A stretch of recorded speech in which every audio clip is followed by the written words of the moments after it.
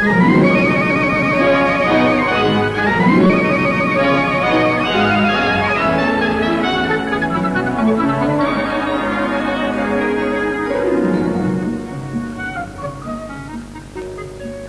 city now doth like a garment wear the beauty of the morning, all bright and glittering in the smokeless air.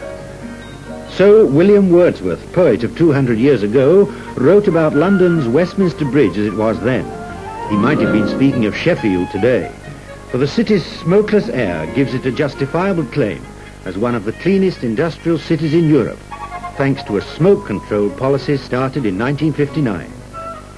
Gone is the pre-war smoke and grime, even though steel making is still at the heart of the city's heavy industry.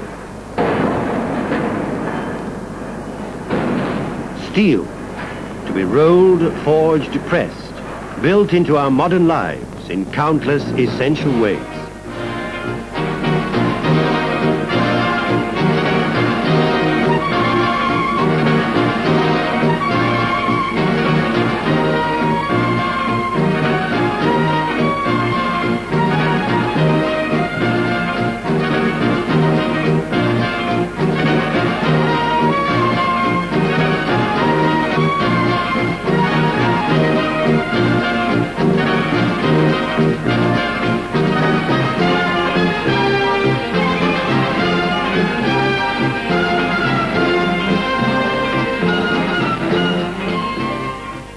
Steel in over 1,000 different types, particularly high-grade and special steels in which Sheffield has an undisputed lead. The highest degree of purity is achieved by special melting techniques, for example by a vacuum induction furnace, the largest in Western Europe.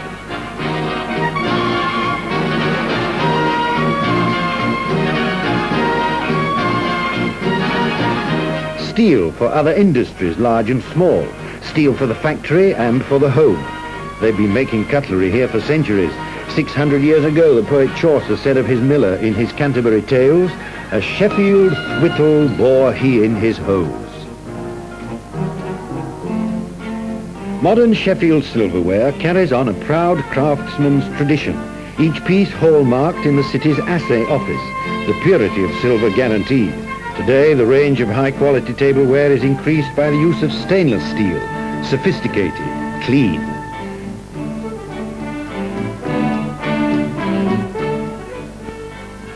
In 1743, Sheffield gave its name to silver fused onto copper, and the world's best collection of old Sheffield plate is on permanent display in the Sheffield Museum. The cutlers banded together in 1643 to protect their craft. They still do. They still fight in the law courts of the world to reserve the proud title made in Sheffield for where it rightly belongs. And they still meet regularly, the cutlers, with proper pomp and ceremony.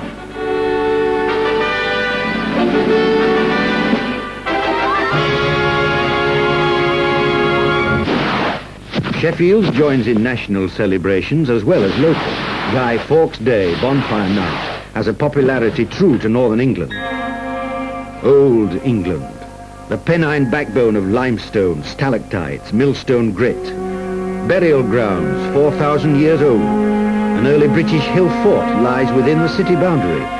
Ancient rocks for recreation and for industry.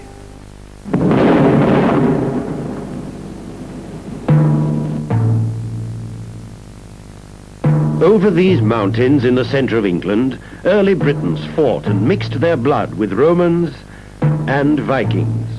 At the very edge of Sheffield, in the suburb of Dore, King Egbert, in the year 829, was proclaimed King of all England.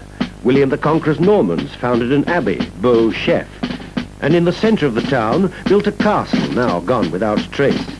Within these castle walls, at the unyielding command of Queen Elizabeth I, the Earl of Shrewsbury held Mary Queen of Scots prisoner. For 14 years she was captive, sometimes taken to Chatsworth House, just outside the town, sometimes kept in the Manor Lodge, still partially standing near the site of the old castle. 17th century England, harsh for prisoners and for the free.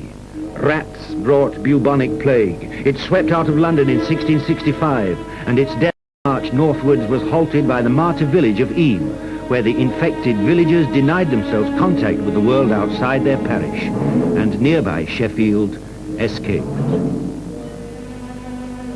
Sheffield grew in area, in population, in industry, especially in the work of its smithies along the 5 river valleys. Scythes were made at Abbeydale by the River Sheaf, and this hamlet of workshops and cottages has been restored to working order and won a top award from the British Tourist Authority for enterprise and the conservation of places of national interest. Another national award from the Civic Trust was won by modern extensions to the cathedral completed in 1969. There's been a parish church in Sheffield since Norman times, and an ancient Saxon cross, now in the British Museum, is evidence of Christian worship here over 1,000 years ago. Today's Christmas illuminations are more extensive in this city than anywhere else in the country.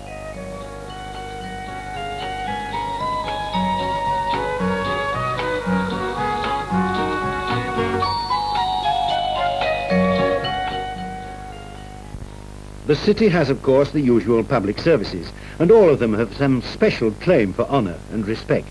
The fire service, for instance, is one of the few in the country with a multiplex system whereby 8 modern stations can be alerted simultaneously. The equipment and communications provide a service in excess of Home Office requirements.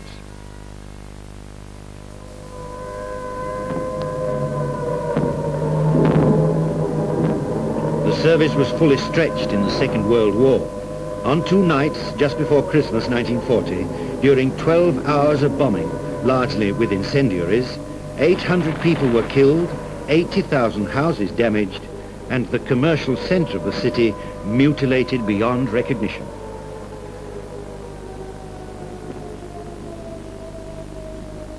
After the war, and after long and careful planning, the local authority, with gathering momentum, continued clearing slums and began rebuilding in such a bold and imaginative manner that worldwide attention has been caught. Many features of the new city are internationally recognized as showpieces of civic development. Outworn residential areas have been replaced by modern dwellings. The massive Hyde Park and Park Hill communities make the biggest single development of its kind in Western Europe. 2,317 homes in the very centre of the city. Each year since 1963, Sheffield has averaged 2,000 new dwellings by municipal building and another 1,000 by private enterprise.